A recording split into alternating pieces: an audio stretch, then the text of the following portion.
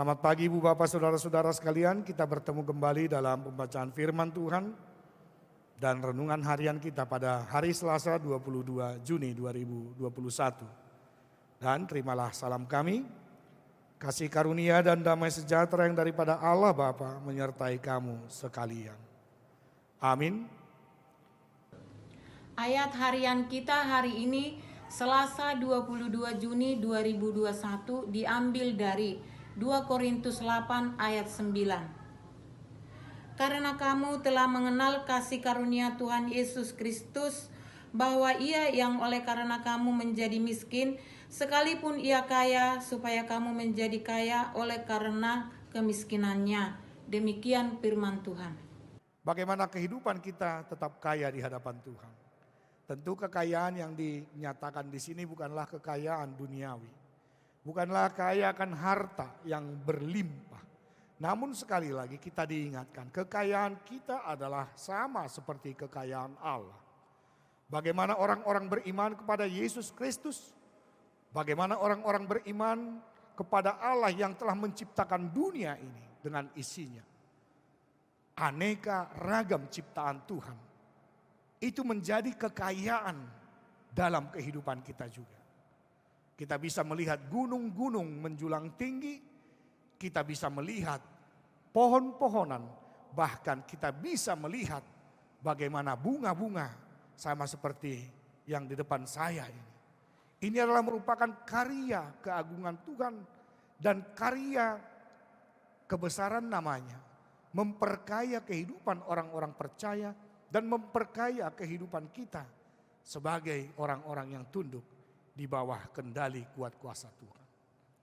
Ibu bapak saudara-saudara, secara jasmani dan juga secara rohani, praktik kehidupan yang benar telah dinyatakan oleh Kristus Yesus. Dia telah menjadi miskin semiskin-miskinnya demi kekayaan yang akan kita terima di dalam kerajaan Allah.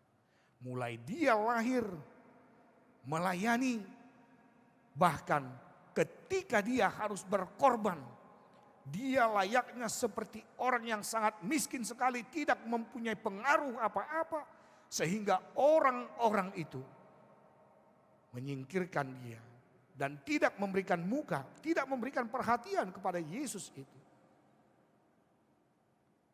Demikianlah dia miskin, sepertinya dia miskin di dalam persekutuan, murid-muridnya saja telah meninggalkan dia.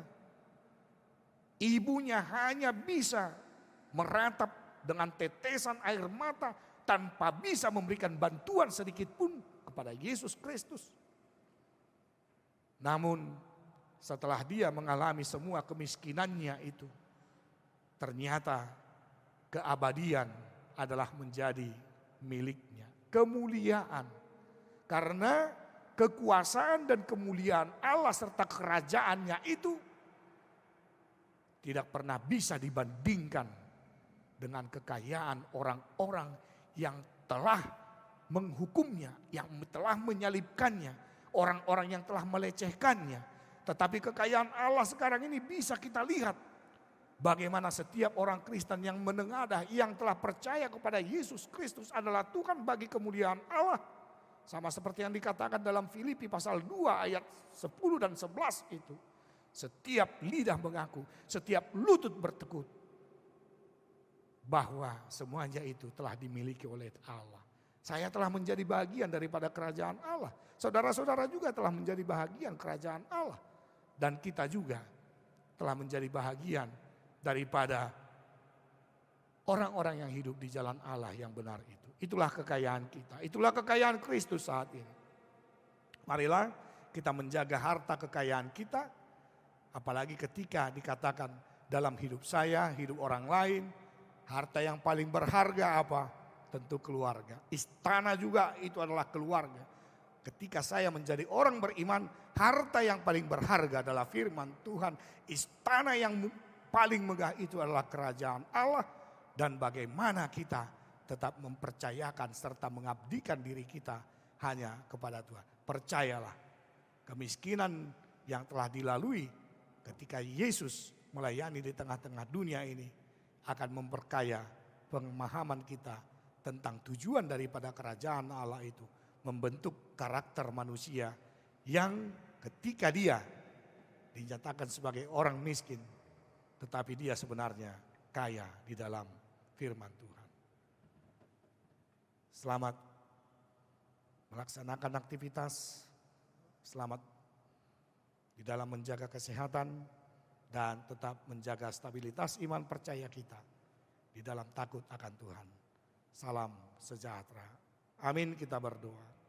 Terima kasih Bapa di sorga, Engkau mengingatkan kami betapa Yesus Kristus rela menjadi orang yang paling miskin demi kami, orang-orang yang telah ditebusnya. Oleh karena kasih karunia itu, kami telah diselamatkan. Terima kasih ya Bapa, Engkau telah memperhatikan kehidupan kami, supaya kami tidak lagi menghadapi kesulitan-kesulitan hidup.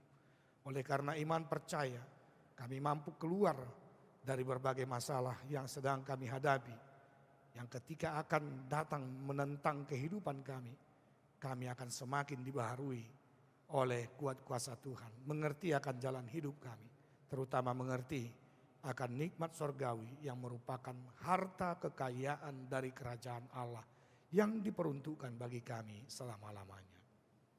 Sertai kami dalam tiap usaha, dalam tiap pekerjaan, terutama dalam pelayanan di tengah-tengah gereja Tuhan, supaya tubuh Kristus itu benar-benar cermin daripada hidup orang-orang beriman yang kaya akan pengetahuan tentang kerajaan Allah. Dan ampunkan dosa-dosa kami dalam Kristus Yesus, kami telah berdoa. Anugerah Tuhan kita Yesus Kristus, kasih setia Allah Bapa, dan persekutuan dengan Roh Kudus memberkati engkau sekalian. Amin.